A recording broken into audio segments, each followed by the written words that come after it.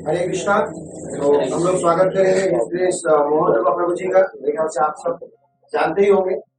पहले प्रभु जी का हम लोग इंट्रोडक्शन देते थे क्योंकि प्रभु जी से कई लोग मिले नहीं थे, लेकिन अब प्रभु जी से कई लोग फेस टू फेस तो नहीं मिले, लेकिन यूट्यूब से प्रभु जी ज्यादा फेमस हुए हैं। प्रभु जी का जो प्रवचन है, प्रभु जी के जो शॉर्ट एनेक्डोट्स हैं, वो कई लोगों के लाइफ में काफी परिवर्तन लाया है। हमारे देश में बहुत सारे आपसे ऐसे लोग हैं जो प्रभु जी के प्रवचन से काफी प्रभावित हैं, लेकिन जो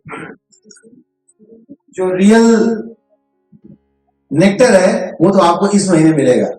जो लोग नए फ्रेशली कनेक्टेड, जो पुराने वो जानते हैं, तो प्रभु जी अपने जो रियल फॉर्म है, यानी कि हम लोग जिसे सबसे ज्यादा प्रभावित होते हैं, यानी कि बुक डिस्ट्रीब्यूशन वाला जो फॉर्म है, वो आप प्रभु जी को देखेंगे।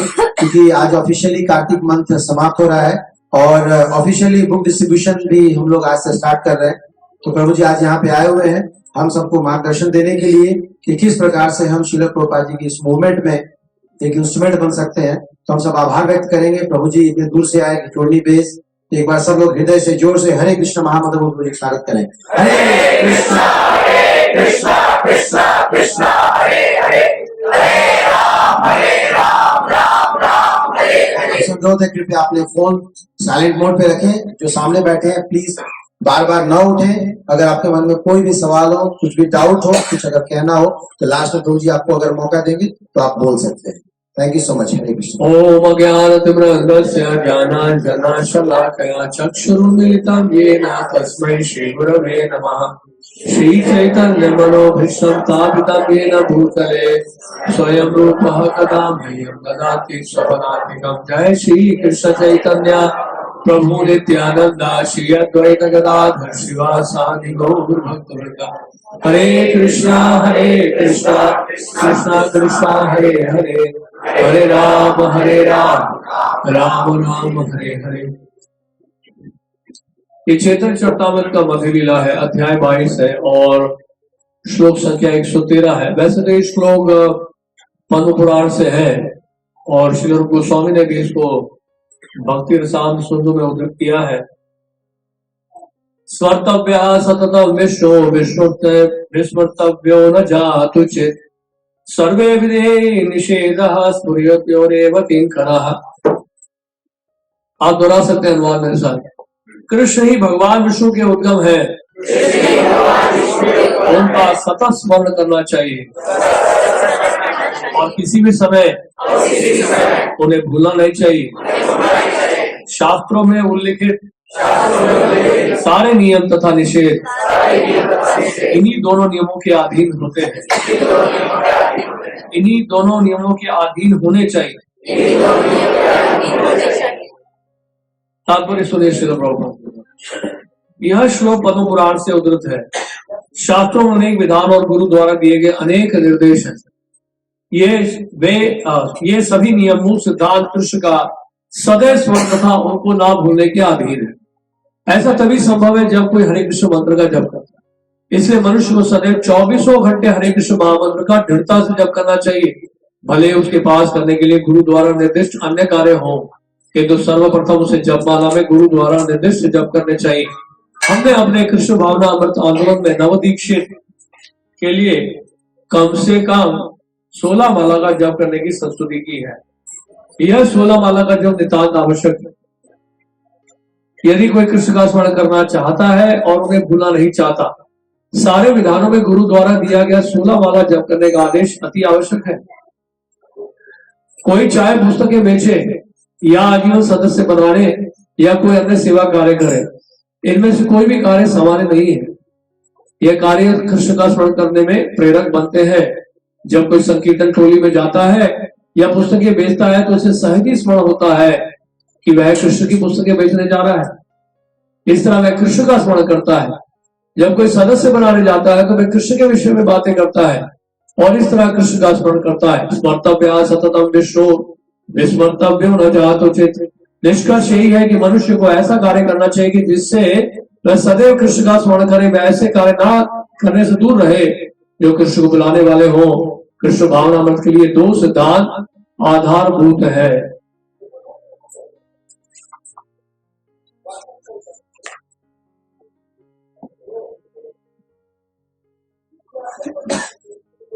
स्मर्तव्य सततम विस्मर्तव्यो न जातु।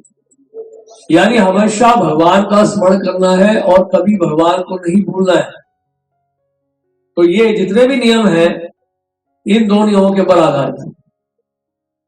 सारे नियमों का पालन करने का जो सार है वो ये है कि हमेशा भगवान का स्मरण करें और कभी कृष्ण का नाम। जैसे माता यशोदा सुबह सुबह मथानी लेकर दही मथ रही है मक्खन बनाने के लिए कृष्ण के लिए, तो साथ में क्या कर रहे हैं, भूतनावत तृणावर्तवन शक्टासुर वध इन लीलाओं के ऊपर आधारित गीत गा रही है। कृष्ण को नहीं भूल रही है, वो मक्खन बना रही है, वो भी किसके लिए, कृष्ण के लिए बना रही है। माता यशोदा घर के सारे कार्य कर रही है तो कृष्ण के लिए कर रही है। तो ऐसा नहीं कि भगवान के धाम में जो शुद्ध भक्त है वो चुपचाप बैठे हुए हैं, वो भी कार्य कर रहे हैं वहां, लेकिन वो सब कृष्ण के लिए कार्य करते हैं और कार्यों के द्वारा वो कृष्ण का स्मरण कर पाते हैं। और इसलिए आध्यात्मिक जगत में जो हो रहा है उसकी झलक हम लोग इस कृष्ण भावना अमृत आंदोलन में क्या करते हैं, प्रस्तुत करते हैं या उसको व्यवहारिक रूप में ढालने का प्रयास करते हैं। हम भी दामोदर लीला का स्मरण करते हैं, रोज दामोदर अष्टकम गाते हैं, कार्तिक मास में दीपदान करते हैं।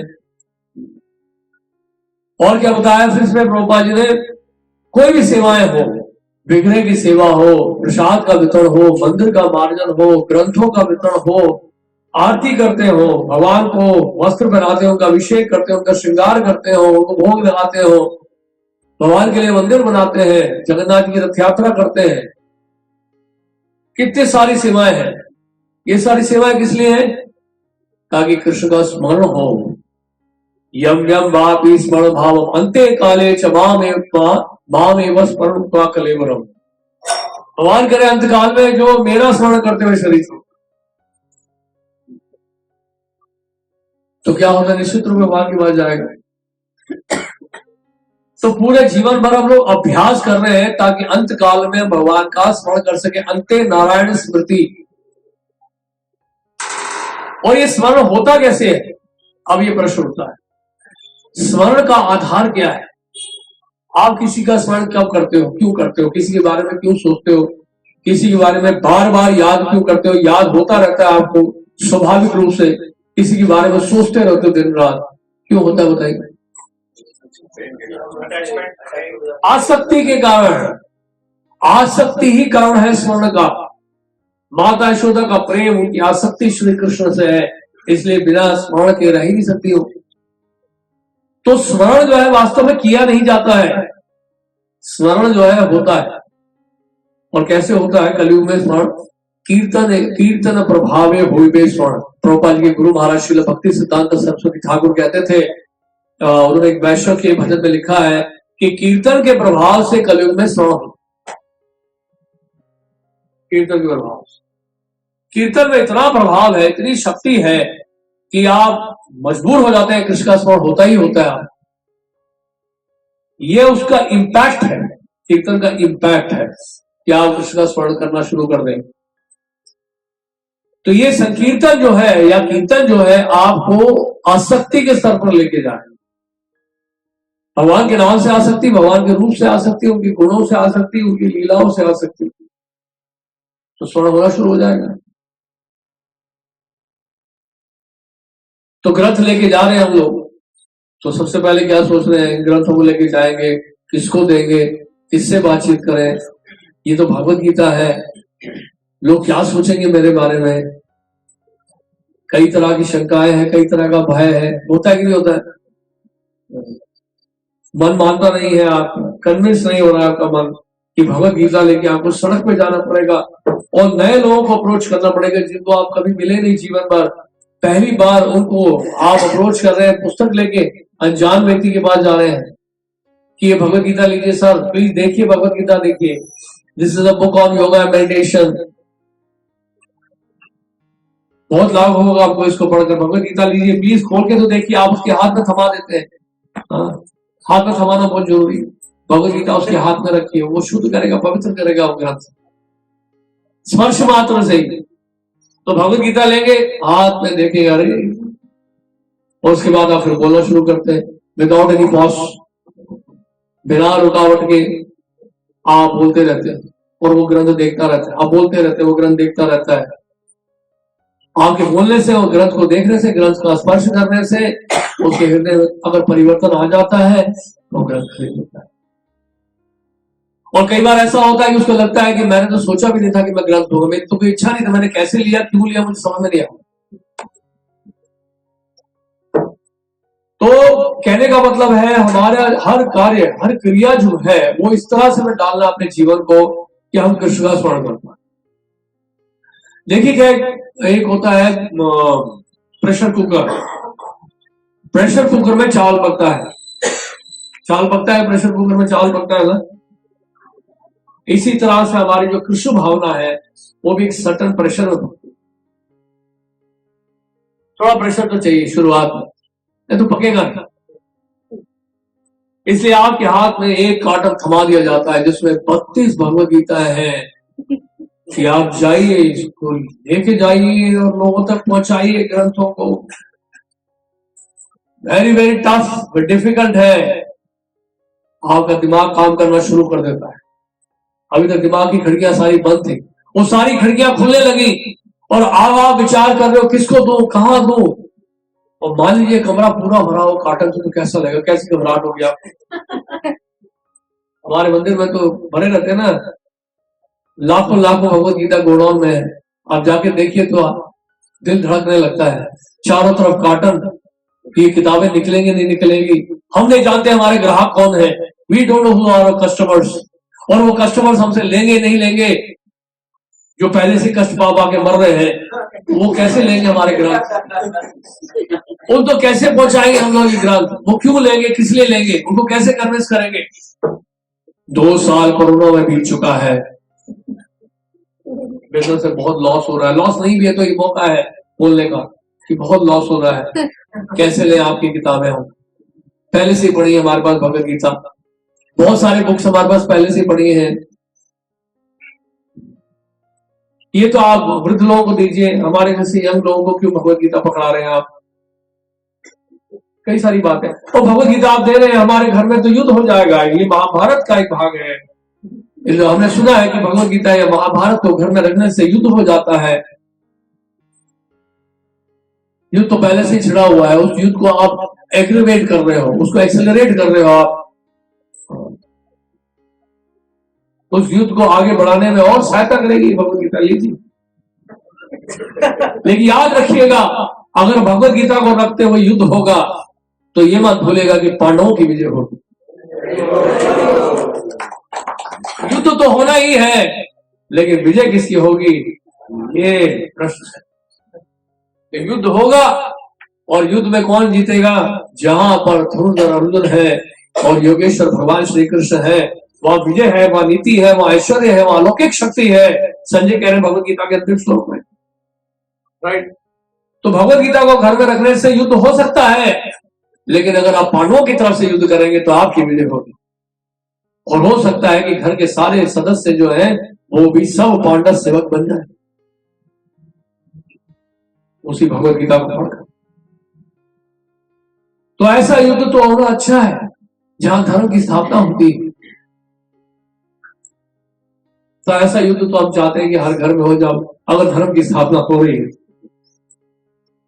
तो इस तरह के कई प्रकार के प्रश्न लोग पूछते हैं, कई प्रकार के लोगों की शंकाएं हैं। आपकी भगवत गीता बहुत महंगी है, हमारे ईसाई भाई जो है वो तो बाइबल फ्री में देते हैं, आप भगवत गीता बेच रहे हैं, आप भी भगवत गीता फ्री में दीजिए। तो इस तरह के प्रश्न, तो हम भी फ्री में देंगे। उनके लिए वेटिकन सिटी से स्पॉन्सर होता है, अमेरिका से स्पॉन्सर होता है, आप भी स्पॉन्सर कर दीजिए, हम फ्री में बांट देंगे। हमें तो कॉस्ट कवर करना है इसका। और भगवत गीता के कितने एडिशन है, आप जाए शहरों में और शहर में जाए तो कितने एडिशन है भगवत गीता के, more than 700 addition of Bhagavad Gita. और हमारी गीता सबसे सस्ती है, ये गीता प्रेस की सस्ती है। बट और बुक्स प्रभुपाद ने कहा they are quality inside and quality outside. सिर्फ आप बुक का कवर मत देखिए, पेपर की क्वालिटी सिर्फ मत देखिए, उसमें जो कंटेंट है उसकी तो कीमत ही नहीं है। That is priceless, priceless gem. एक कोई प्रोग्राम हो रहा था कॉन्फ्रेंस टाइप का, वहां पे बहुत सारी बुक्स रखी हुई थी और प्रभुपाद की गीता सबसे नीचे रखी हुई थी। तो उन डिसाइपल्स ने आगे प्रभुपाद जी को बाद में बताया प्रोग्राम की बात की, प्रभुपाद प्रोग्राम तो बड़ा अच्छा था लेकिन उन्होंने क्या किया, आपकी जो बुक है सबसे नीचे रखी, भगवत गीता। प्रभुपाद ने कहा है तो बहुत अच्छी बात है, अगर भगवत गीता का फाउंडेशन, अगर नींव अगर कमजोर होती तो इमारत तो वैसे ही गिर जाए। तो नीचे रखी हुई थी भगवत गीता, इसलिए बाकी किताबें टिकी हुई थी, तो सब नीचे गिर जाते। So that is the foundation. और एक मुंबई में एक व्यक्ति मिला, उसने कहा कि स्वामी जी आप भगवत गीता बहुत महंगी दे रहे हैं। तो प्रभुपाद ने पूछा कि आप कहाँ बैठे हो? हम बम्बई में बैठे हैं। ये भगवत गीता कहाँ बोली गई? कुरुक्षेत्र में। प्रभुपाद ने कहा ट्रांसपोर्टेशन कॉस्ट है कुरुक्षेत्र से बॉम्बे तक आने का, हवा में उड़ के तो नहीं आती भगवत गीता। किसी ने कहा श्रील प्रभुपाद जी से ये भगवत गीता तो वृद्ध लोगों के लिए, युवाओं के लिए नहीं है। प्रभुपाद ने कहा देखो फोटो देखो, इसका चित्र है भगवान कृष्ण का अर्जुन का, ये नहीं भगवत गीता में। तो आपको क्या लगता है, बूढ़े व्यक्ति लग रहे हैं आपको? दे आर लुकिंग यंग और ओल्ड? लाइक 16-year-old बॉय, 16 साल के लग रहे हैं कृष्ण और अर्जुन दोनों। They are looking very very young. Prabhupada का this is a dialogue among the youth. आप कैसे कहते हो भगवत गीता जो है वृद्ध लोगों के लिए, और जो वृद्ध हो भी चुके हैं उनके लिए भी है, क्योंकि वृद्ध लोग उसको जब पढ़ेंगे तो वो भी यंग हो जाएगा, क्योंकि वो भी देहातों बुद्धि से ऊपर उठेंगे। राइट? जैसे प्रभुपाद जी यंग थे या हम यंग हैं? प्रभुपाद जी 70 साल की उम्र में अमेरिका गए, हम नहीं जा पाएंगे। So we are old. Right? तो भगवत गीता पढ़ा है जिसने, भगवत गीता में जिसने रियलाइज किया है, उसके लिए इस बात नहीं है, रिस्ट्रिक्शन नहीं। So you can cross all the limits. तो Bhagavad Gita basically it's a human manual. लोगों को हम समझाएं कि अपना अगर जीवन चलाना है आपको तो भगवत गीता को आधार बनाएंगे। It's a human manual. Computer को चलाने के लिए मैनुअल मिलता है। कल को एक मशीन रख गया था हमारे यहाँ, हालांकि हमने और किसी को पहुंचा दिया, और वो मशीन किस लिए था? Antivirus machine. कोरोना वायरस को खत्म करने के लिए बहुत बड़ा मशीन बनाया बैंगलोर में, ह्यूज साइज, और उसका स्टैंड भी है और ब्लो करता है। तो कमरे में 1000 स्क्वायर फीट एरिया तक वायरस अगर होगा कोई भी तो खत्म हो जाए। इट्स अ बिग मशीन, और उसके लिए एयर ब्लो करता है वो, तो इस तरह से वायरस जो भी होंगे 1000 स्क्वायर फीट तक वो खत्म हो जाएगा। तो कहने का अर्थ ये है कि क्या कह रहा था मैं इससे पहले पॉइंट, सॉरी, हाँ, तो उसके साथ एक यूजर गाइड दिया होगा। उसके साथ क्या दिया, एक यूजर गाइड, इसको यूज कैसे करना है वो पढ़ना जरूरी है, और उसको मशीन को चलाए रखना है ठीक से।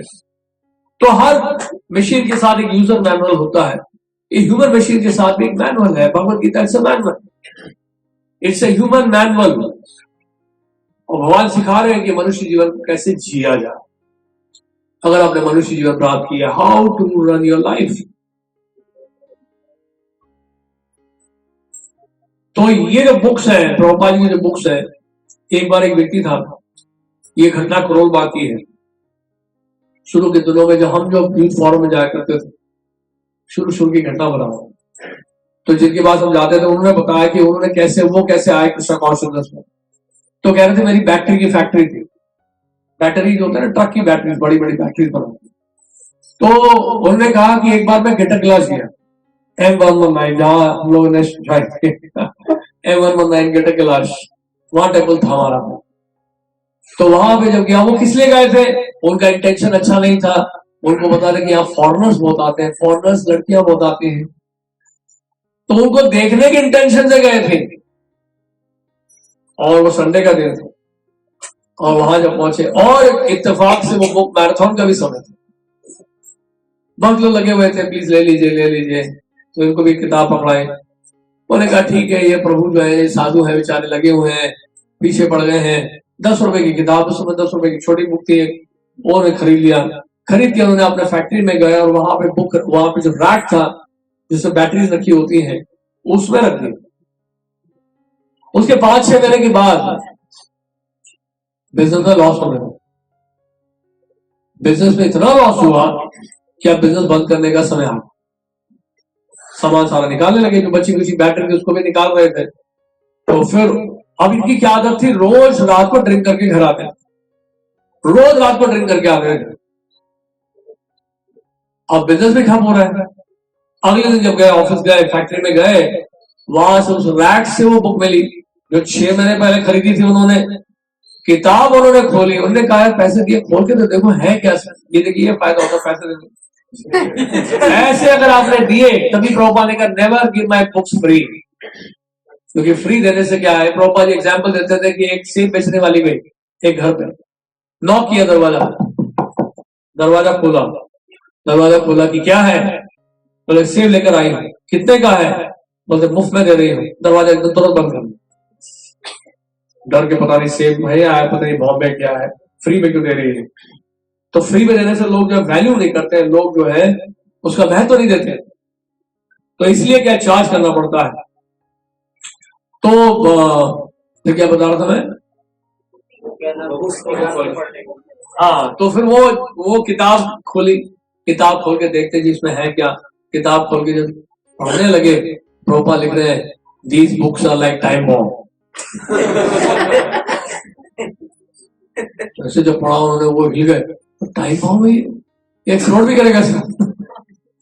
बस उस दिन उन्होंने वो किताब पढ़ना शुरू किया।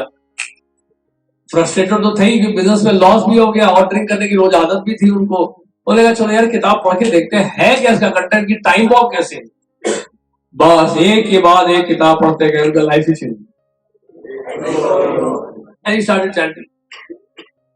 तो ऐसे ऐसे जीवन बदलता है भक्तों का, आप हैरान हो जाओ। ऐसे तो बहुत सारी घटनाएं हैं, और एक मैं आपको घटना बताता हूं। जर्मनी, प्रभुपाद जी के एक शिष्य है पृथु प्रभु, जर्मन डिसाइपल है, जिनको एक भक्त ने ईशोपनिषद दिया था, और शाम के समय वो ईशोपनिषद मिला उनको और घर जाके पढ़ने लगे। पूरी रात उन्होंने किताब पढ़ी, सुबह अपना सामान पैक किया और टेम्पल चले गए। तो अभी भी है प्रॉपर डिसाइपल, जर्मनी अभी ब्रीच करते हैं। अभी तो काफी एज हो गया उनका, 70 से ऊपर हो गया, लेकिन joint when he was very young. और उसके बाद फिर एक घटना उन्होंने बताई, वो जाते थे ट्रैवलिंग संकीर्तन। ट्रैवलिंग संकीर्तन का मतलब जानते हैं ना, जैसे हमारी बस जाती है कई जगह पे बुक डिस्ट्रीब्यूशन के लिए, सिटी टू सिटी जाते हैं भक्त लोग बुक्स लेके। जैसे हमारी टीम गई है वहां पर मैसूर गई है, एक टीम गई है जम्मू गई है, एक टीम गई है रांची, रायपुर, इंदौर, भोपाल एरियास में, उसमें करीब 50 बग गए कि बस। तो सब जगह जाके वो लोग डिस्ट्रीब्यूशन कर रहे हैं। तो इस तरह से ये गाड़ी लेके जा रहे थे। वही दिसंबर का महीना था, ठंड का महीना, और जर्मनी में, यूरोप में बर्फ पड़ती है, बहुत तेज बर्फ पड़ रही थी। अचानक क्या हुआ, गाड़ी स्किड कर गई, और स्किड करी तो गाड़ी पलट गई और चारों टायर ऊपर। एम्बुलेंस आ गई, वहां पुलिस वाले आ गए, सब आ गए।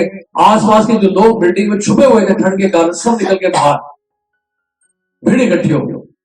और बुक डिस्ट्रीब्यूटर्स को क्या चाहिए, भीड़, क्राउड। विदेशों में एक समस्या है, यहाँ पर हर 10 कदम में 100 लोग मिलते हैं, वहां पे हर 100 कदम में एक व्यक्ति मिलता है। तो आप अगर उत्साहित भी हो बुक डिस्ट्रीब्यूशन के लिए, तो बांटोगे किसको, कौन खरीदेगा आप, कोई नहीं थी सड़क पे, और कोई दरवाजा खोलेगा नहीं। वहां पे आप बिना अपॉइंटमेंट के किसी के घर पे जा नहीं सकते, किसी के ऑफिस में जा नहीं सकते, लोग वहां पे बहुत एकदम वो है टफ। तो ये जैसे एक्सीडेंट हुआ तो वहां पे एम्बुलेंस भी आ गया, पुलिस वाले भी आ गए, और वहां के जो आसपास के लोग हैं वो भी घर से निकल कर आ गए बाहर। और जब लोगों ने उनको निकालना चाहा बाहर उस गाड़ी में से, तो भक्त लोग ऐसे देख रहे हैं उल्टा, बोलते please please take this book, this is king of knowledge, this is Bhagavad Gita, is a book on yoga meditation, please please please have one. वो लोग सोचे कि क्या हो गया रहा है, उनको समझ में नहीं आ रहा। उनको लगा यार एक्सीडेंट हुआ है, और ये कह रहे किताबें दे दो। बोले आपको चोट तो नहीं लगी? एम्बुलेंस वाले ने पूछा, जो हॉस्पिटल से आए थे। बोले नहीं हम लोग ठीक है, आप प्लीज बुक लीजिए ना। थॉट ऑफ कंपैशन, वहां जितने लोग आए थे सबने बुक्स ली, वो सारी किताबें निकल गई, इतनी भीड़ इकट्ठी हो गई, वो सब बुक्स ले ली, सबने खरीद ली बुक्स। फिर उनको निकाला, गाड़ी सीधी की, और ठाकुर जी की कृपा है, कृष्ण कृपा उनको कुछ हुआ नहीं, थोड़ा वो स्क्रैच आया बस। तो भगवान गीता में कहते हैं ना, माम शुभ विचारेण भक्ति योगेन सेवते सगुणा समतीत एतान ब्रह्म भूयाय कल्पते। जो हमेशा सेवा में लगा हुआ है, किसी भी परिस्थिति में गिरता नहीं है, not Fehling in any circumstance, वो प्रकृति के 3 गुणों को पार कर जाता है, सत्वगुण, रजोगुण, तमोगुण को पार कर जाता है, and then spiritually situated transcendental platform. और ये देखिए, ये लिविंग एग्जाम्पल है, जहां इतना भयानक एक्सीडेंट हुआ और उनको अपने शरीर की सूझबूझ नहीं कि हमें एक्सीडेंट हुआ है तो हमारी चोट लगी होगी, उनको ये मतलब फीलिंग ही नहीं है कि कहीं उनको चोट लगी है, वो सोच ही नहीं है इस बारे में, कहाँ उनका ख्याल है, कहाँ उनका चिंतन है। They are thinking about Krishna, they are thinking about distributing Krishna literature। तो स्वर्ण की बात चल रही थी ना, तो कीर्तन के प्रभाव से स्मरण होता है, तो इस तरह से भगवान में अपना स्मरण करवाते हैं। इतना पावरफुल है, सोच के देखिए आप। नहीं तो आम आदमी अगर एक्सीडेंट हो जाए तो आपको क्या लगता है वो ग्रंथ निकालेगा, बुक्स लिखेगा? पॉसिबल है? सोच के देखिए आप। टोटली ट्रांसेंडेंटल एक्टिविटी है, स्पिरिचुअल एक्टिविटी, एक्चुअली आप स्पिरिचुअल प्लेटफॉर्म पे पहुंचते हो उसको। इससे प्रभुपाद से पूछा कि प्रभुपाद, जब हम बाहर जाते हैं माया का बड़ा इन्फ्लुएंस रहता है, बड़ा मुश्किल है प्रीच करना, इन ग्रंथों को लेके जाना, माया बहुत अटैक करती है। प्रभुपाद ने कहा जब आप संकीर्तन में होते हैं, माया कैन नॉट टच, माया आपको छू नहीं सकती जब आप ग्रंथों का वितरण लेके जाओ। तो इस तरह, और एक और स्टोरी बताता हूं, इन्हीं की स्टोरी है। तो पृथ्वी प्रभु ने कहा कि जर्मनी से 600 किलोमीटर दूर एक फिलोसोफर है, बहुत बड़े जर्मनी के, जर्मन फिलोसोफर है, और वो पिछले 6 महीने से कोमा में लेटे हैं। Last 6 month he is in coma. Prabhupada, मेरी इच्छा हो रही है कि मैं आपकी भगवत गीता उनको देना चाहता हूँ।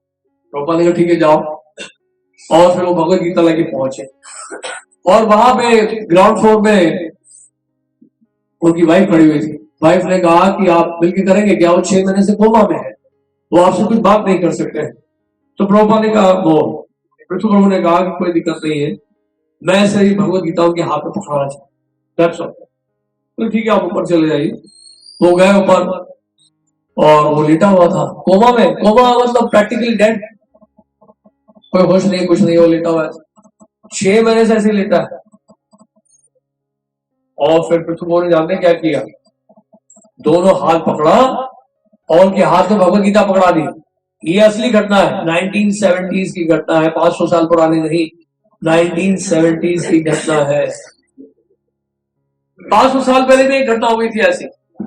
सारंग ठाकुर थे महाप्रभु के बहुत बड़े भक्त, और सारंग ठाकुर जब वृद्ध होने लगे तो चैतन्य महाप्रभु ने कहा कि आप शिष्य क्यों नहीं बनाते हैं?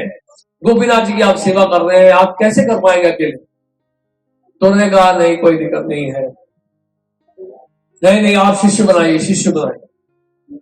उन्होंने कहा कि गौर हरि निमाई रोज आके मुझे बोलते रहते हैं शिष्य बनाओ शिष्य बनाओ। बोले ठीक है, कल सुबह जिस किसी को मैं देखूंगा, जब मैं भोर में जाऊंगा गंगा स्नान करने के लिए, और जिस किसी व्यक्ति को देखूंगा पहले उसको मैं दीक्षा दे। और गंगा जी के तट पर पहुंचे, वहां डेड बॉडी देखा। और मैं उनका सोचा कि इसको कैसे दीक्षा दूं मैं, और गौर हरि पीछे से बोल रहे दे दो दीक्षा, दे दो, मंत्र बोल दो उसके कान में। मुझे समझ नहीं आ रहा कान में मंत्र कैसे बोले, जी तो मरा हुआ है, ही डेड ऑलरेडी। और वो कौन था व्यक्ति? उनके पेरेंट्स ने उनको छोड़ दिया था, वो फेंक दिया था उस नदी में। रीजन नहीं, क्योंकि बंगाल में सब प्रथा थी, अगर कोई सर्प के डसने, सांप के डसने से मारा जाता तो उसको फेंक देते नदी में या तालाब में फेंक देते। वो ट्रेडिशन था बंगाल में ओरिजिनली। तो वो तो फेंके चले गए थे, और फिर सारंग ठाकुर गए, उनके कान में महामंत्र बोला, हरे कृष्णा कृष्णा कृष्ण हरे हरे, हरे राम राम। और जाते क्या हुआ फिर? उस लड़की की आंखें खुल गई, वो जीवित हो गया। उनकी माता पिता वापस आ गए, चलो बेटा घर चलो। बोलते हैं आप तो पिछले जन्म के माता पिता है, इस जन्म में तो मेरे पिता मेरे गुरुदेव हैं, उन्होंने मुझे नया जीवन दिया है। तो मैं इसलिए घटना बता रहा था, ये 500 साल पहले घटना है और ये घटना 1970s में दोबारा हुई है श्रील प्रभुपाद जी की कृपा से। जैसे ही भगवत गीता पकड़ाई पृथ्वी प्रभु ने उनके हाथ में, जानते क्या हुआ चमत्कार, उनकी आंखें खुल गई और बोलने लगे और वो कहते हैं this is Bhagavad Gita, this is Bhagavad Gita, I know this book, I know this book, मैं किताब जानता हूं, ये भगवत गीता है, ये भगवत गीता है। तो देखिए आप प्रभुपाद जी के ग्रंथों का चमत्कार, ये 1970s की घटना है। ऐसा नहीं कि आज जो है इतना पावर नहीं है हरिनाम में या इन ग्रंथों में पावर नहीं है, उतना ही पावर है जितना कि पहले था। भक्तों का जब डिजायर स्ट्रांग होता, देखिए क्या है लाभ मिला। देखिए एक प्रभुपाद जी के शिष्य गए, भगवत गीता लेके गए, वो जर्मन फिलोसफर के हाथ में पकड़ाया और जीवन के अंतकाल में भगवत गीता उसके मुख से निकल गया और भगवान कृष्ण का दर्शन कर लिया भगवत गीता को छूकर। जानते क्या हुआ उसके साथ? उसके कई जन्मों के पाप कट गए भगवत गीता को स्पर्श करने वाले, कई जन्मों के उसके पाप कट गए, जस्ट बिकॉज एक भक्त गया वो ग्रंथ को लेकर, ग्रंथ लेके उसके हाथ में पकड़ाया इस कारण।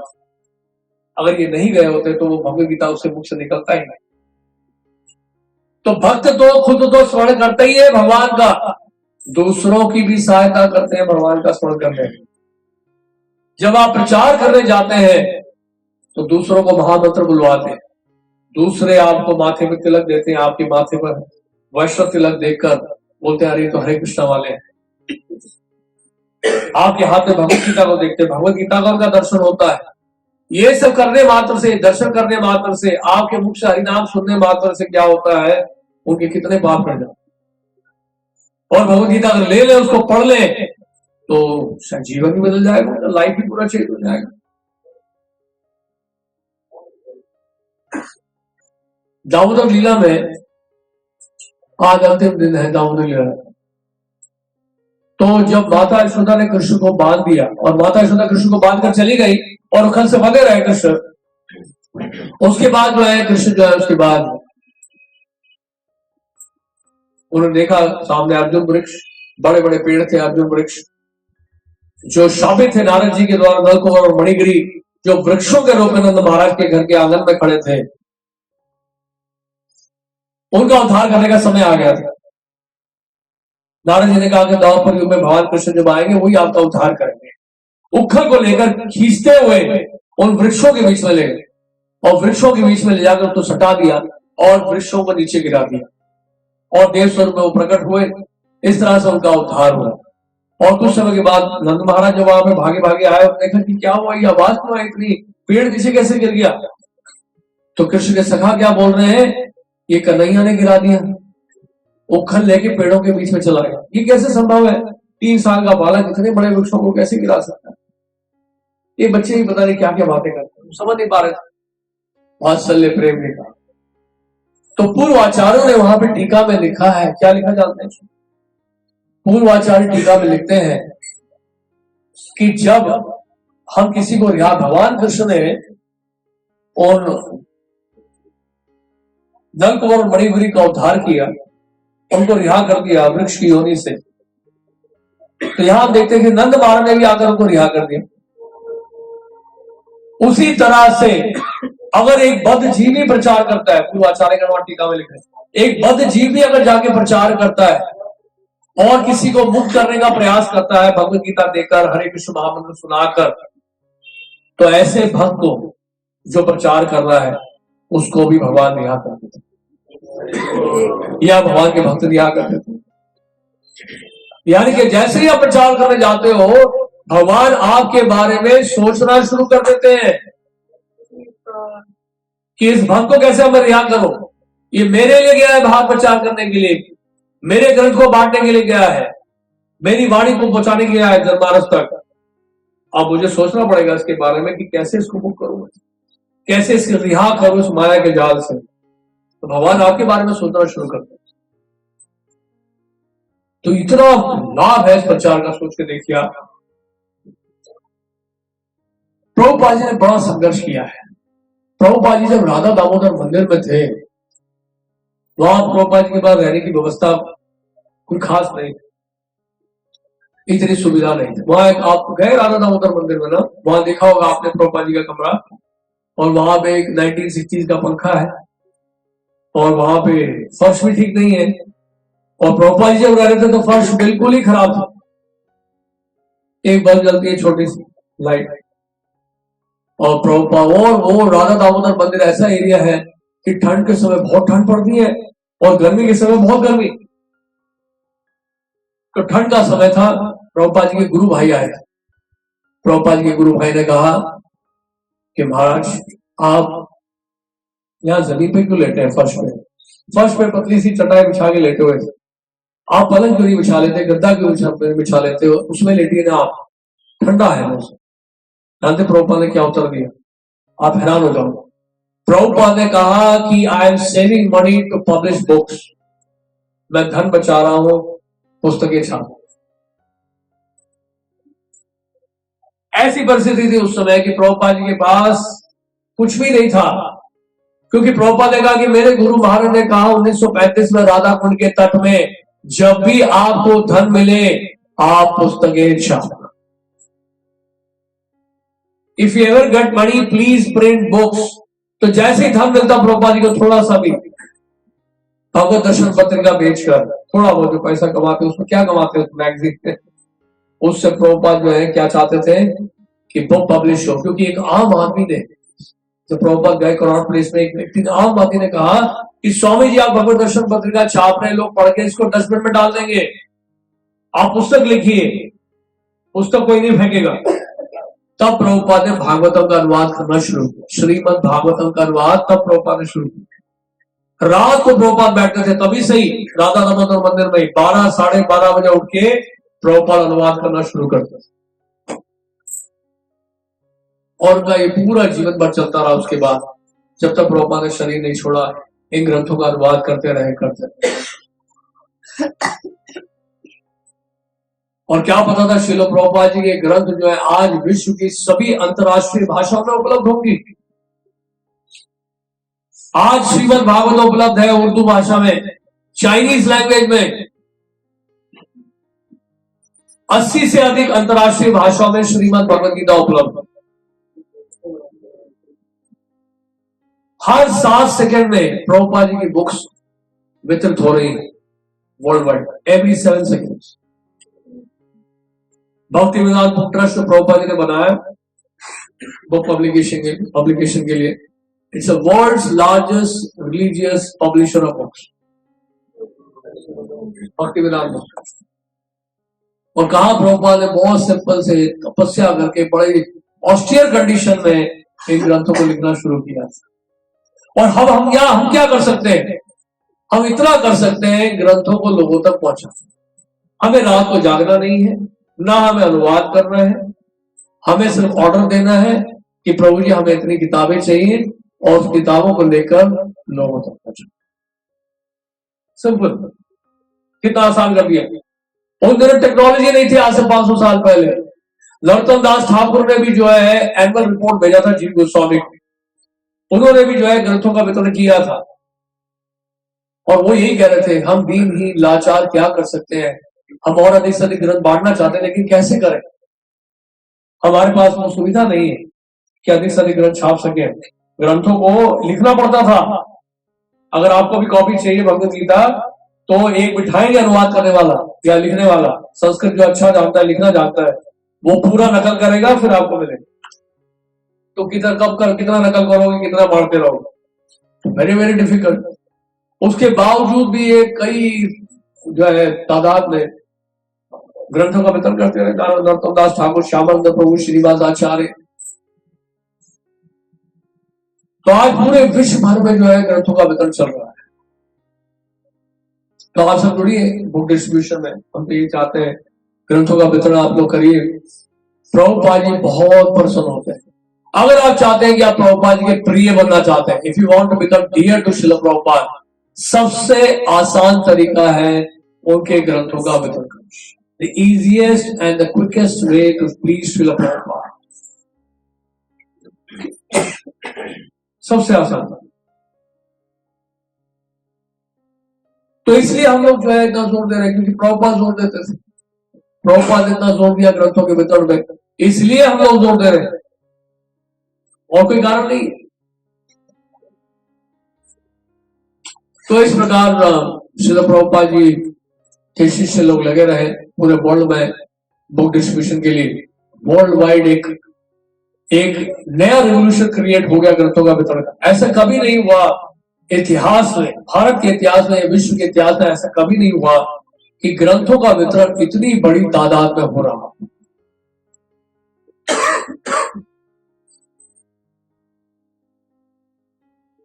तो इस प्रकार बहुत सारी बातें हैं। आप सब प्रयास करिए, ग्रंथों का वितरण करें, और हम सब यही चाहते हैं सब लोग जुड़े, क्योंकि देखिए सबसे आसान तरीका क्या है ग्रंथों का वितरण करने का? सबसे आसान तरीका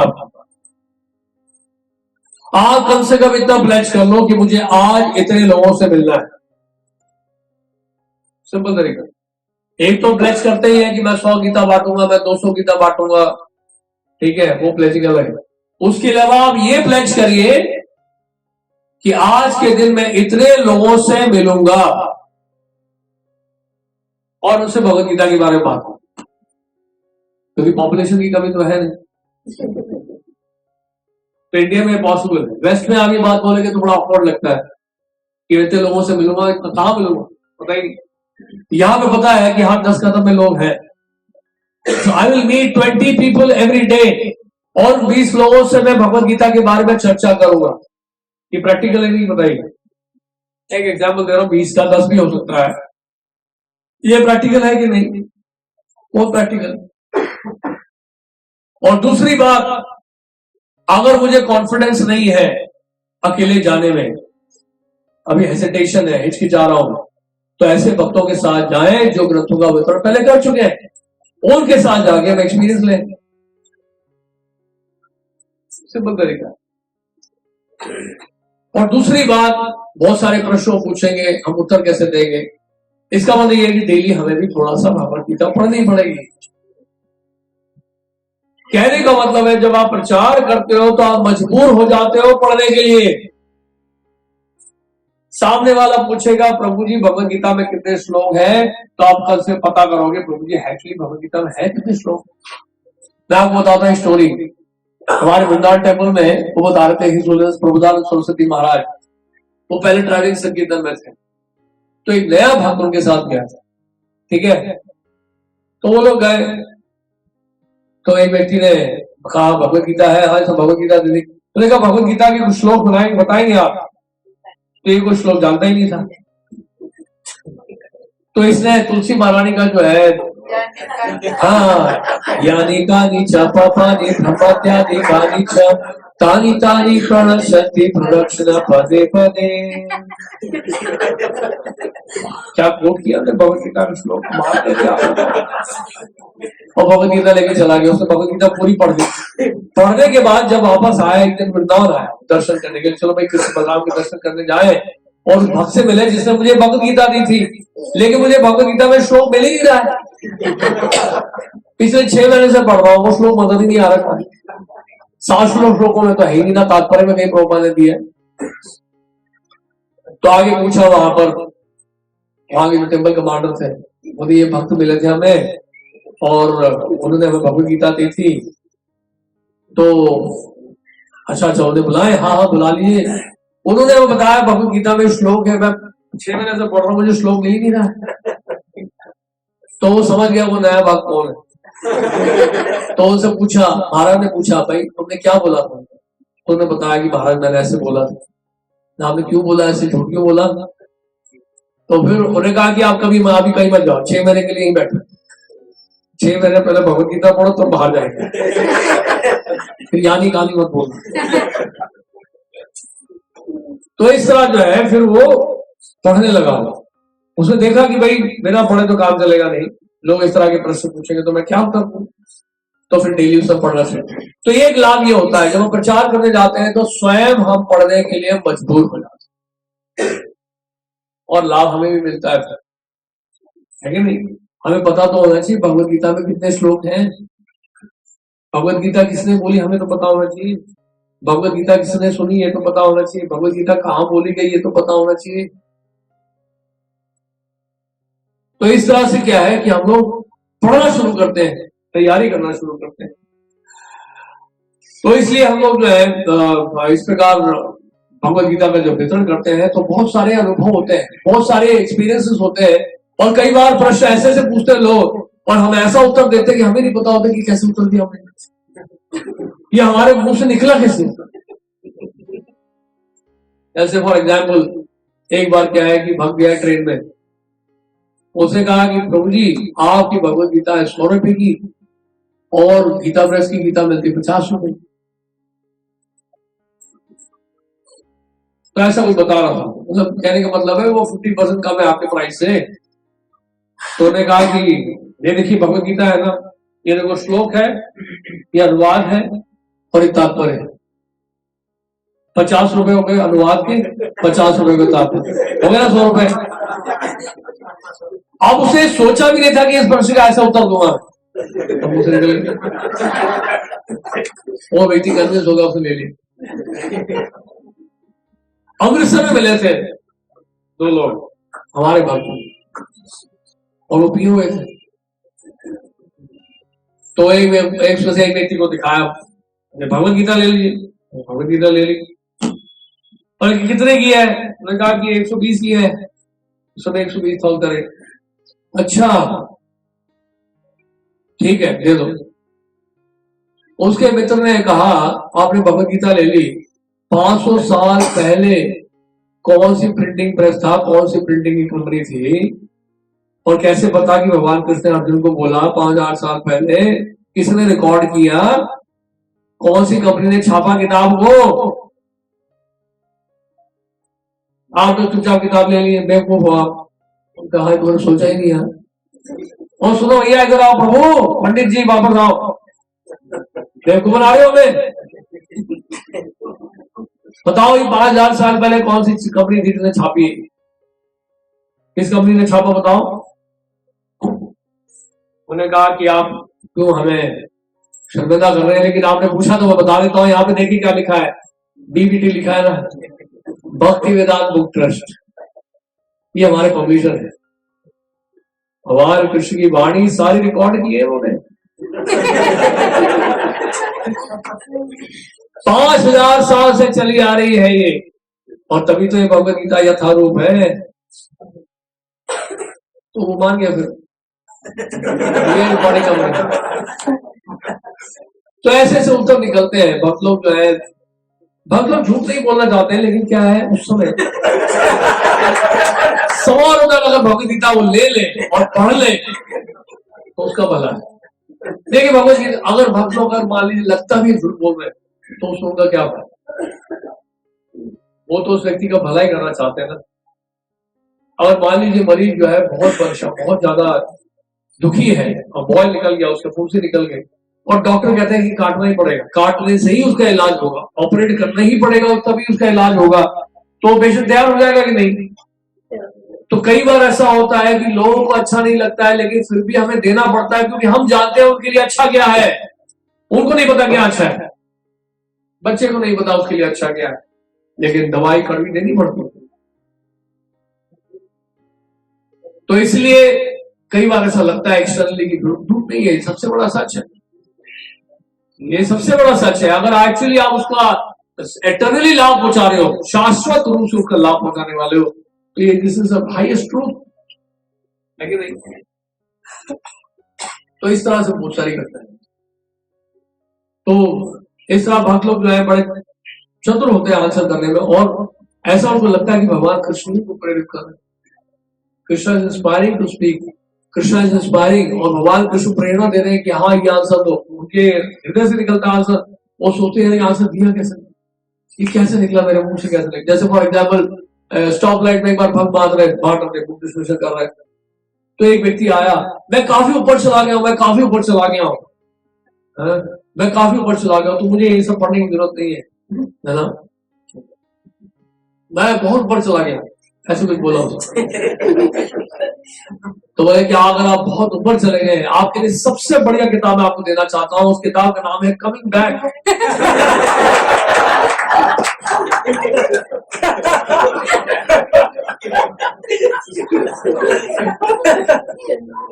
कि वापस लौटी, किताब का नाम है वापस लौटी। अब एक घटना मैं बताता हूँ तुम्हें।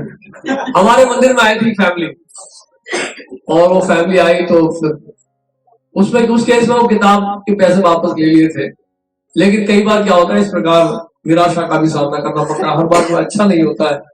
तो फिर किताब ले ली, और किताब का नाम था second chance. Second chance book लेके और उसके बाद चले गए, गरुड़ जी के पास खड़े रहे, और उसके बाद आधे घंटे के बाद, इस वक्त के बाद वापस आए। वो कहते हैं भैया आपने तो हमें बेवकूफ बनाया, आपने हमें सेकेंड चांस दिया, फर्स्ट चांस कहाँ है? Where is the first chance? उन्होंने कहा फर्स्ट चांस भी यही है, सेकेंड चांस भी यही है। लेकिन वो इतने कन्विंस नहीं हुआ, फिर पैसे वापस देने पड़े। वो लोग तो नाराज हो गए बेचारे। उन्होंने समझाया किताब का नाम सेकेंड चांस है प्रभु जी, ये किताब का नाम है। बोलते नहीं फर्स्ट चांस सही है, तभी हम सेकेंड चांस लेंगे। ऐसे ऐसे लोग भी आते हैं, कई बार लोग नहीं समझ पाते, कितना भी समझाओ, हर तरह के लोग हैं संसार में। तो एक घटना और बताता हूं, बॉम्बे की घटना। दो भाग गए एक अपार्टमेंट में। बॉम्बे में तो आप जानते हैं अपार्टमेंट होते हैं, सोसाइटीज होती है। जैसा दिल्ली में भी आ गया सिस्टम है, दिल्ली में भी अपार्टमेंट्स का सिस्टम आ गया, तो बॉम्बे में तो पहले से ही है। तो बड़ी बड़ी बिल्डिंग्स है वहां पर, अलग अलग फ्लैट्स है। तो दो भाग गए थे मैराथन के टाइम में। एक घर नॉक किया, इंडियन स्टाइल, बेल बजाया, नहीं खोला। इंडिया में चलता है, फॉरेन में नहीं चलता है। फॉरेन में शूट कर देंगे आप अगर किसी बजाते रहोगे ना, रियली शूटिंग। जैसे महाराज आते हैं अमेरिका से, अब है तो अमेरिकन बैकग्राउंड ही ना, तो इंडिया की तरह नहीं है। वो आए तो रात के 11 बजे आए थे। हमारे गुरु महाराज सुबह मुझे बोला कि महाराज से जाके पूछो कि महाराज क्लास है। लेकिन महाराज रात को लेट आए हो। नहीं आप पूछो, महाराज से पूछिए आप। मेरी हिम्मत हो नहीं रहती थी, महाराज बहुत स्ट्रिक्ट है, मुझे पता था। अमेरिकन थोड़े स्ट्रिक्ट होते हैं, और टाइम के बड़े स्ट्रिक्ट होते हैं। वो पंक्चुअलिटी है, डिसिप्लिन है, कई सारी चीजें। तो सुबह सुबह हम गए रूम में, लॉक किया इंडियन स्टाइल में वही। अब दरवाजा खोल नहीं रहे, वो चलता है रात को लेट सोए हो। फिर दूसरी बार, तीसरी बार, चौथी बार खोल नहीं रहे। अब मैंने कहा गुरु महाराज ने भेजा तो पूछना तो पड़ेगा, मैं तो फंस गया नहीं तो बीच में। मैं इधर का उधर का, फिर दरवाजा खटखटाया। फिर दरवाजा उन्होंने खोल दिया एकदम से, व्हाट यू वांट, ऐसे बोले। मैं कहा हमारे घर का महाराज को गुरु महाराज ने भेजा है, गोपाल कृष्ण साहब महाराज ने भेजा आपके पास कि आप लेक्चर देना चाहेंगे सुबह का भागवत क्लास। महाराज पता क्या बोले, डोंट डिस्टर्ब, पाठ करके दरवाजा बंद कर दिया। अब ये तो महाराज भक्त है तो इसलिए डोंट डिस्टर्ब तक हो गया, नहीं तो वहां थोड़ी देर क्या हो गया। तो इंडियन स्टाइल में टक टक कर रहे हैं। तो इंडिया में तो इतना बुरा मानते नहीं, फिर भी दरवाजा खोल दिया। एक लेडी निकली वहां, और लेडी ने कहा कि कहां से आए आप?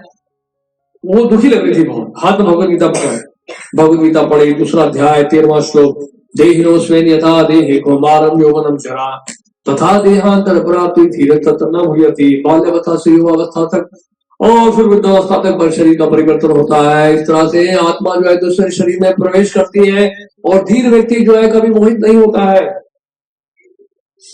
तो वो थोड़ा श्लोक, 2-3 श्लोक पढ़े और परपोर्ट्स पढ़ा तो उनका एकदम से आंसू आने लगे। वो बोलते हैं कि मैं आपको एक मिनट अंदर लेकर जाना चाहूँ। उन्होंने कहा आप तो हमारी पिटाई हुई। ये रो रही है, दुखी भी हो रही है, और हमें कह रही है अंदर चलो। अंदर पता नहीं घूसे पड़ेंगे, लात पड़ेंगे। अंदर गए दूसरे कमरे में, वहां पर एक फांसी का फंदा था जो पंखे से लटक रहा था, जैसे मूवीज में दिखाते हैं। एक नीचे कुर्सी और वो फांसी का फंदा जो है वो पंखे से लटक रहा है। बोलते हैं कि आपके आने से पहले मैं आत्महत्या करने वाली थी, देखिए। लेकिन जैसे ही आपने भगवत गीता मेरे हाथ में थमाई और मैंने श्लोक पढ़ा, मेरा हृदय बदल गया। लाइव एग्जाम्पल नहीं। और वो माता जी जूहू टेम्पल में आती है बॉम्बे में, वो चैंटिंग कर रही है, भक्त बन गई। यानी कि दो भक्तों ने उनका लाइफ बचा लिया, उनका जीवन बचा लिया, उनको नर्क जाने से बचा लिया, भूत बनने से बचा लिया। सुन के देखिए आप, अगर ये नहीं जाते और ये किताब नहीं पढ़ाते भगवत गीता तो क्या होता उनका, सोच के देखिए वो क्या करने वाले थे वो। This is a living example. तो इस तरह से हम लोग को जाना चाहिए बाहर।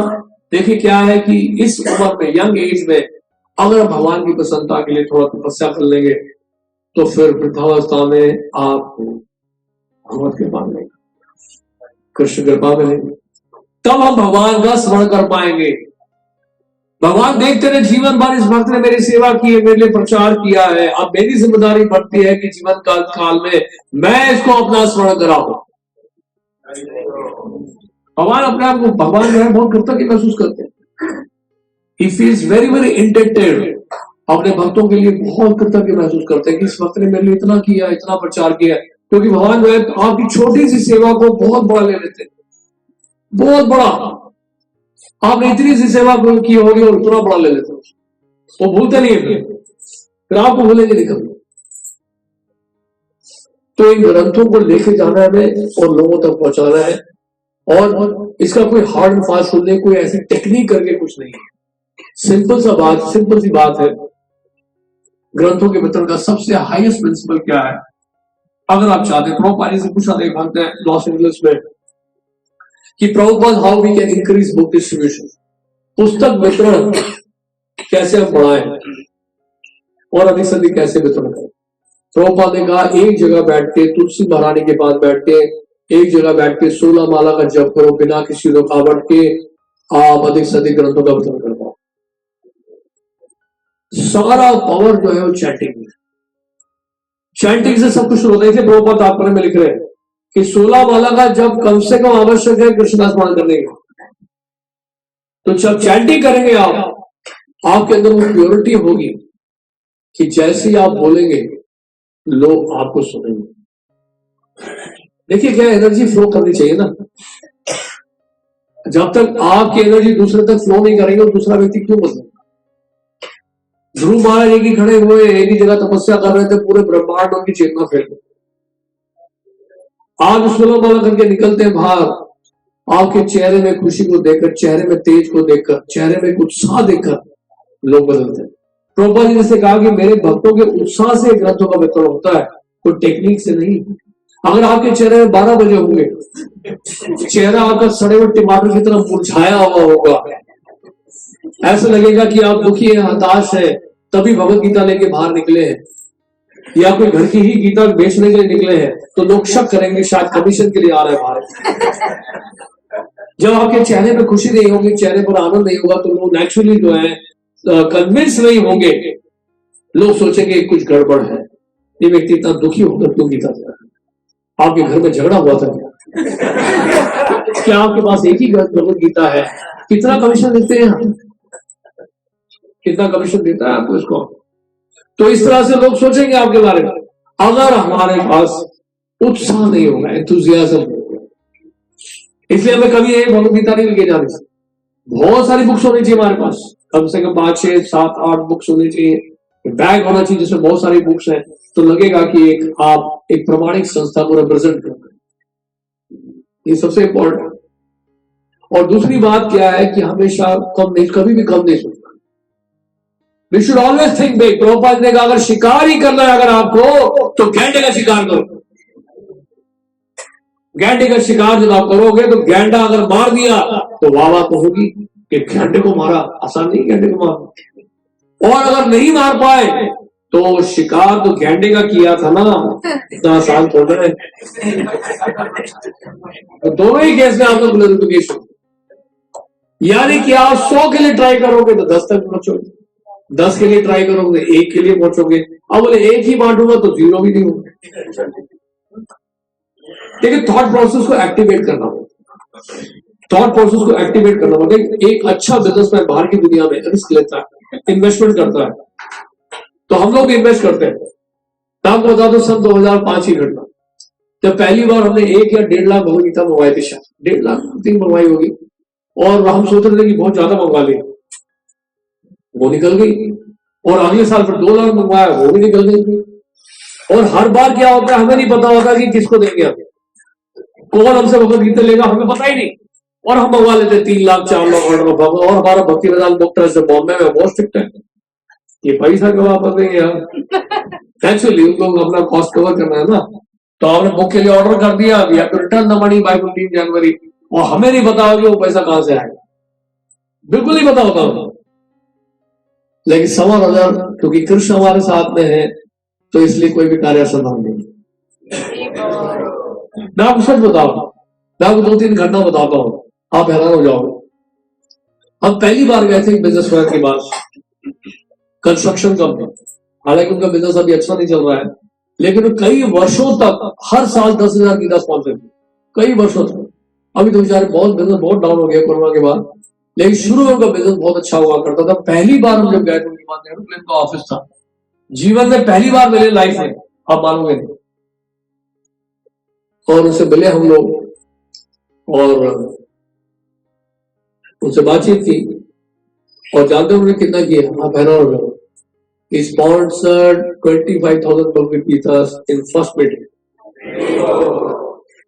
हम उसे कभी मिले नहीं लाइफ में, ना उन्होंने हमें कभी देखा था, ना हमने उनको कभी देखा था। पहली मीटिंग में 25,000 की 10 स्पॉन्सर। दूसरी एक और घटना बताता हूँ, एक गुड़गांव में बिजनेसमैन, उनका भी बिजनेस डाउन हो गया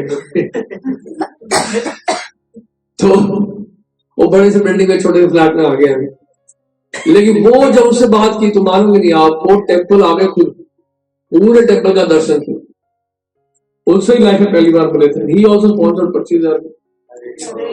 ये दूसरी घटना है। तो ऐसे बहुत सारे इंसिडेंट्स में बहुत सारी घटना हुई। तो कहने का मतलब है, जब आप ऊंचा सोचते हो और डिजायर आपका स्ट्रॉन्ग है, Krishna really helps you to fulfil that desire. आपके लिए, आपके हृदय में प्रभुपाद जी के लिए प्रेम होना चाहिए बस।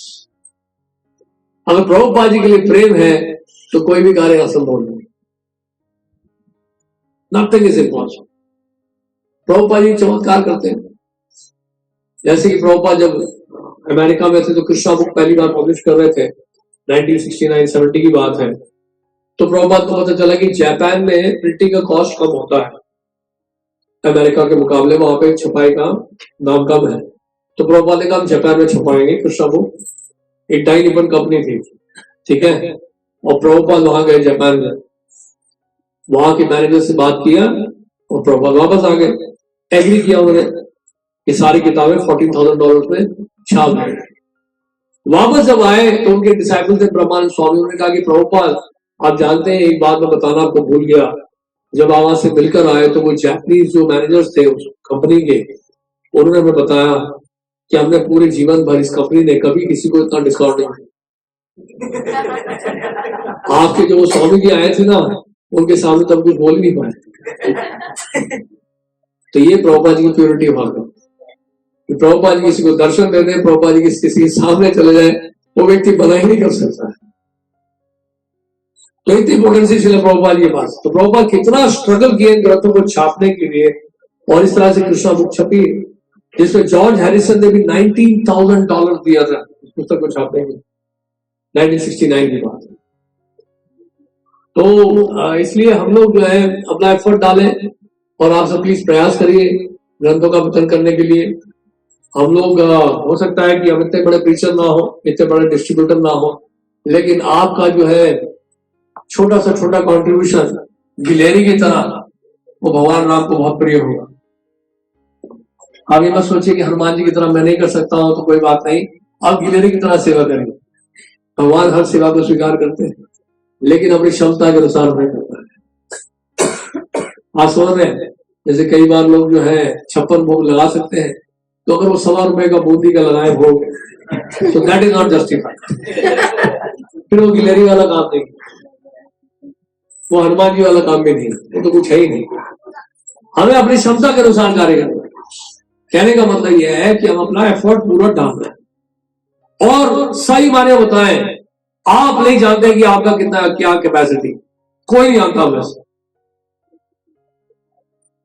जैसे फॉर एग्जाम्पल ब्रह्मा जी जो है सृष्टि के प्रारंभ है, इस सृष्टि के पहले जीव है ब्रह्मा जी, कमल के ऊपर प्रकट हुए थे। ब्रह्मा जी को क्या पता था कि पूरे ब्रह्मांड की सृष्टि होगी। अगर आपको मैं बोलूं प्रभु जी आपको ब्रह्मांड की सृष्टि करना आप बोलेंगे मैं अपना घर तो बना नहीं पाया, तो आपके दिमाग घूम जाएगा। लेकिन अगर भगवत कृपा होती है, कृष्ण की जब कृपा होती है और ब्रह्मा जी जैसे जीव को भगवान एम्पावर करते हैं, शक्ति देते हैं, तो ब्रह्मा जी कर पाते हैं। वो एक जीव ही है, आपकी तरह एक जीव है, लेकिन एम्पावर शक्ति दी है भगवान को, वो पूरे ब्रह्मांड की सृष्टि करते हैं। जब एक जीव जो है ब्रह्मांड की सृष्टि कर सकता है, तो आप प्रभुपाद जी के ग्रंथों को क्यों नहीं मार सकते? प्रभुपाद जी आपको एम्पावर कर रहे हैं, ये तो भगवान का कार्य है। भगवान और ब्रह्मा जी को पावर दे रहे हैं ना, तो आपको भी तो पावर दे रहे हैं प्रभुपाद जी के माध्यम से। ये कहते हैं हम लोग यहाँ विराम देते हैं, तो आप प्लीज अपना एफर्ट डालिएगा, हमारे पास बहुत समय है और ये मैराथन चलता रहेगा 15 जनवरी तक, और ये शुरू भी हो चुका है, और आप सब प्लीज प्रयास करिएगा। धन्यवाद। हरे कृष्ण। चलो प्रभुपाद की कोई प्रश्न है?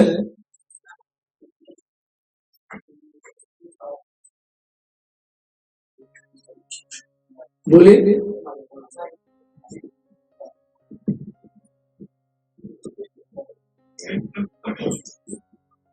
हरे कृष्ण प्रभु जी, बहुत बहुत धन्यवाद आपका मॉडल बूस्ट करने के लिए। महाराज सर, हम लोग भगवत गीता डिस्ट्रीब्यूशन के लिए तो जाते हैं, लेकिन अगर किसी को, मैं कुछ भक्तों से पूछा जिस कारण अगर हमें डायरेक्ट भागवतम से अगर किसी को इंट्रोड्यूस करना है तो उसका अप्रोच कैसा होना चाहिए? कुछ नहीं, भागवतम के बारे में बता रहा हूँ। हम लोग भागवतम पूरा सेट लेके जाएंगे तो डर जाएंगे, घबरा जाएंगे। भागवतम का फर्स्ट कैंटो दिखाएंगे और बताइए 18 किताबें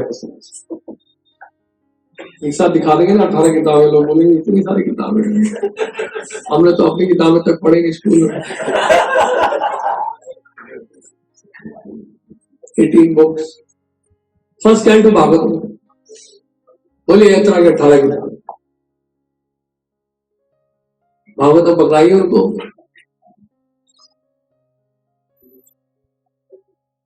ठीक है, और बताइए।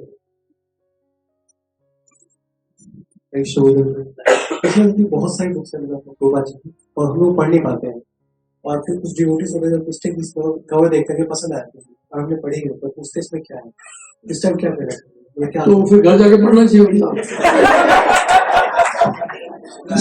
बात है, अगर वो पूछता है इसमें क्या है, तो क्या है ढूंढो, घर जाके क्या है देखो, खोल के देखो क्या है। उस टाइम आंसर करना चाहिए कि हम पढ़ रहे हैं, आप भी पढ़िए। It's a book on yoga and meditation. It's a book on Krishna conscious philosophy. बस it explains the meaning of life, the purpose of life, the goal of life. इस तरह से बोलिए, 2-3 बातें याद कर लो।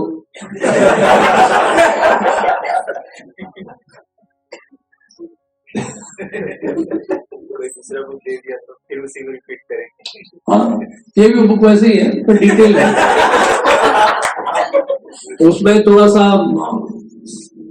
प्राइमरी वो था, नॉलेज था, ये थोड़ा आगे एडवांस नॉलेज है, इसका डिटेल वर्जन है कि नहीं? मैथमेटिक्स की भी अलग लेवल होते हैं, तो वैसे ही अलग लेवल है। और बताइए। हरे कृष्ण। हरे कृष्ण। हरे कृष्ण प्रभु। जैसे हम बुक डिस्ट्रीब्यूशन के लिए जाते हैं तो सबसे पहला कन्वर्सेशन स्टार्ट करने के लिए क्या करना होता है? मतलब हरे कृष्ण, कैसे हैं आप? हरे कृष्ण। आप कहां से? Nice to meet you sir. तो उत्साह दिखाना पड़ेगा, ऐसे नहीं मिलना कि सर आपसे एक बात करनी है, रुकिए ना, चलाइए। कौन अभी भाई डिस्टर्बिंग। तो आप कैसे अप्रोच करते हैं लोगों को, उस पर डिपेंड करता है ना। We have to show enthusiasm, और एंथुसियाज्म जो है नकली नहीं होना चाहिए, पकड़ जाओगे। Enthusiasm has to come from chanting. Spiritual energy जो है वो दिखनी चाहिए ना। तभी लोग खुश हो गए, आप खुशी से मिले, ये व्यक्ति बिल्कुल अलग लग रहा है देखने में। ऐसे आप बोलो हरे कृष्णा की बात, उसका पूरा झिझोड़ दो उसका, हिल जाए, अरे ये कौन है प्रभु जी, पूरा मेरा हार्ट मेल्ट करने लगा जिसको देख के, करंट दौड़ा दिया अंदर, हरे कृष्णा बोलते एनर्जी फ्लो कर रही है। तो ऐसे चैंटिंग आपको करना है, तुलसी महाराज के साथ करिए, बहुत पावरफुल होता है चैंटिंग। आप करके देखो 16 वाला तुलसी की बात काट के, और फिर उसके बाद जाओ बोल कृष्ण कृष्ण, फिर देखो कैसे एनर्जी फ्लो होता है। हमारे पास कुछ होगा तभी तो दोगे ना, है कि नहीं?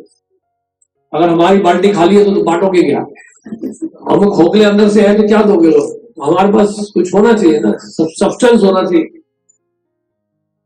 इस तरह से जितना होगा उतना ही दे पाओगे लोग, ठीक है? और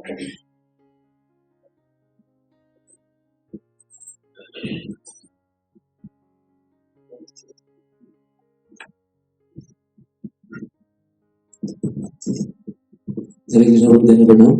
प्रभु जी, कुछ लोग ऐसा पूछते हैं कि ये जो किसी इंसान ने लिखा है, भगवान ने ऐसा डायरेक्ट कैसे किसको बताया, तो आप कैसे विश्वास कर रहे हैं कि सही है?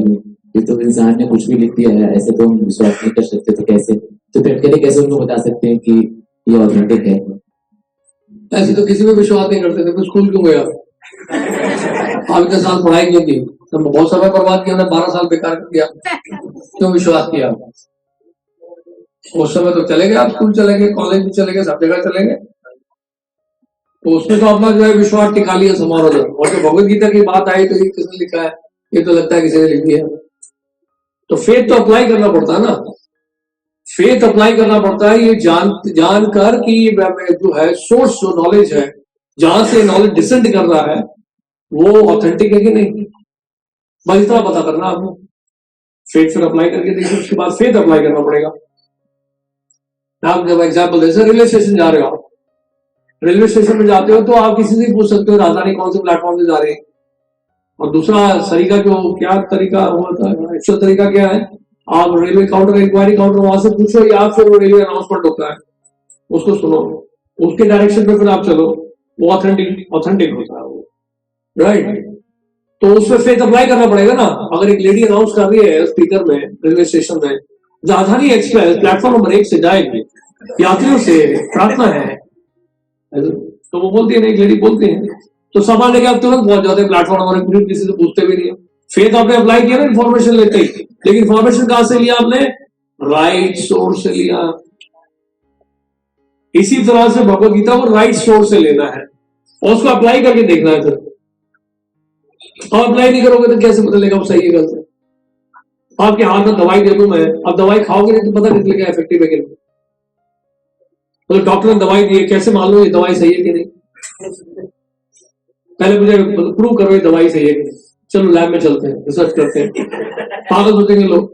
आपको तो इतना ही पता करना है कि वो डॉक्टर जो है ऑथेंटिक है कि नहीं। बस डॉक्टर ने प्रिस्क्रिप्शन दे दिया, और एक वहां पे केमिस्ट शॉप है जिसको लाइसेंस मिला हुआ है, उस व्यक्ति ने बी फार्मा किया है, वो केमिस्ट शॉप खोला है, उससे जाकर दवाई लेते हो, दवाई मुंह में डाल देते सीधा पानी के साथ, और दवाई में रिसर्च थोड़ा करोगे आप कि लैब में ले जाओगे टेस्ट करोगे कितने कौन कौन से केमिकल ऐड किए हैं। तो फेथ को तो अप्लाई करना ही पड़ता है ब्रो, मेटीरियल लाइफ में बचपन से फेथ अप्लाई करना।